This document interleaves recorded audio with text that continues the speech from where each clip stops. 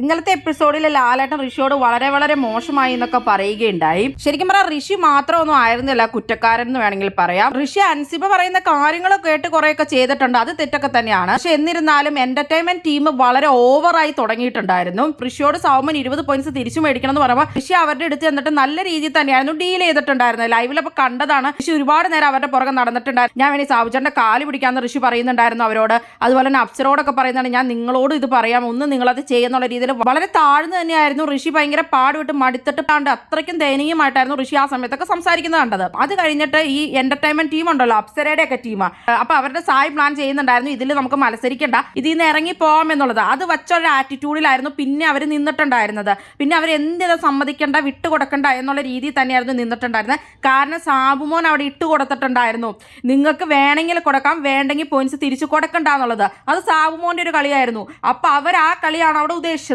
അപ്പൊ അവരത് കഴിഞ്ഞിട്ട് വിചാരിച്ചു നമ്മളിത് വിട്ടു കൊടുക്കണ്ട, അങ്ങനെ പറഞ്ഞിട്ടുണ്ടല്ലോ എന്ന് പറഞ്ഞ് സായിയൊക്കെ ടാസ്ക് നമ്മൾ ചെയ്യുന്നില്ല എന്ന് തന്നെ ഉറപ്പിച്ച് വഴക്കുണ്ടാക്കാൻ റെഡി ആയിട്ടായിരുന്നു അപ്സരയും ടീമുകാരും അവിടെ നിന്നിട്ടുണ്ടായിരുന്നത്. അതിനുശേഷമാണ് പിന്നെ ഋഷി സംസാരിച്ചു കൊടുക്കുമ്പോൾ അവിടെ വഴക്ക് കിടക്കുന്നത്.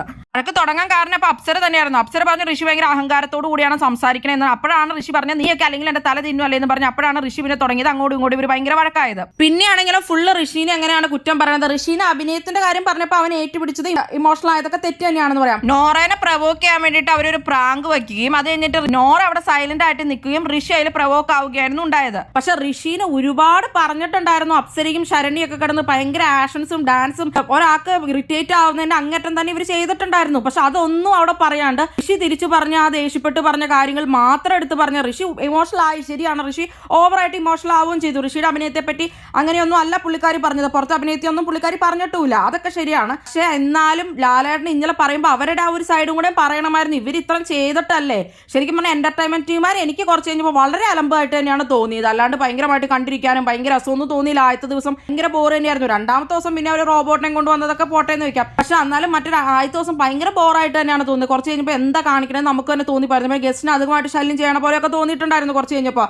അതുകൊണ്ട് അവിടെ ഋഷീനെ മാത്രം ആ കേസിൽ പറയരുതായിരുന്നു. ഋഷീനെ പറഞ്ഞതിന്റെ ഒപ്പം തന്നെ അവിടെ അപ്സരേനെ ഒക്കെ പറയേണ്ടിയിരുന്നു. പക്ഷെ ലാലേണ്ണ അതൊന്നും ചെയ്തില്ല. ലാലേണ്ണ അവരെ കണ്ടമാനം അങ്ങോട്ട് പൊക്കി അടിക്കുകയാണ് ചെയ്തത്. ഇന്നലെ അപ്സരയുടെ ഒക്കെ കയ്യടി തന്നെ കാണണമായിരുന്നു. സിജോ ഒക്കെ പറഞ്ഞിട്ടുണ്ടായിരുന്നു തുടക്കത്തിൽ തന്നെ പവർ ടീം ഇവരെല്ലാ ടീമുകാരും കൂടെ ചേർന്നിട്ട് പവർ ടീമിന് എതിരെ നിൽക്കാൻ തന്നെ പ്ലാൻ ചെയ്തിരിക്കുമായിരുന്നു. പവർ ടീം പറയുന്ന ഒന്നും തന്നെ കേൾക്കാൻ ഇവർക്ക് തയ്യാറുമല്ല. അത് ഓൾറെഡി ഇവരൊക്കെ പവർ ടീമിൽ ആയപ്പോൾ തന്നെ പ്ലാൻ ചെയ്തിട്ടുണ്ടായിരുന്നു. പിന്നെ പവർ ടീമുകാർ കുറച്ച് ഓവറൊക്കെ തന്നെയായിരുന്നു. പക്ഷെ രണ്ടുപേരും ഇതിലെല്ലാത്തിലും റെസ്പോൺസിബിൾ ആയിട്ടാണ് തോന്നിയത്. അൻസിബ ഡിസിഷൻസ് ഒക്കെ എടുക്കുന്നത് വളരെ ആയിട്ടുണ്ടായിരുന്നു. അത് മാത്രമല്ല അൻസിബയുടെ പപ്പറ്റായിരുന്നു ഋഷി എന്നൊക്കെ പറഞ്ഞ് ശരിയായിരുന്നു. ഋഷി കൂടുതൽ അൻസിബ പറയുന്നതായിരുന്നു കേൾക്കുന്നത്.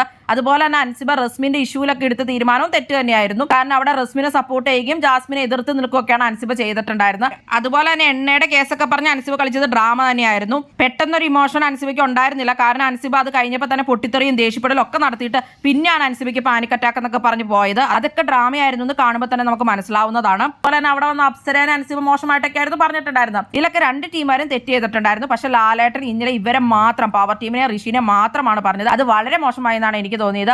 എന്റർടൈൻമെന്റ് ടീമാരുടെ തെറ്റും പറയേണ്ടിയിരുന്നു. നിങ്ങൾക്ക് ഇതിനെപ്പറ്റി എന്താണ് അഭിപ്രായം? നിങ്ങളുടെ അഭിപ്രായങ്ങൾ കമന്റ് ബോക്സിൽ കമന്റ് ചെയ്യുക.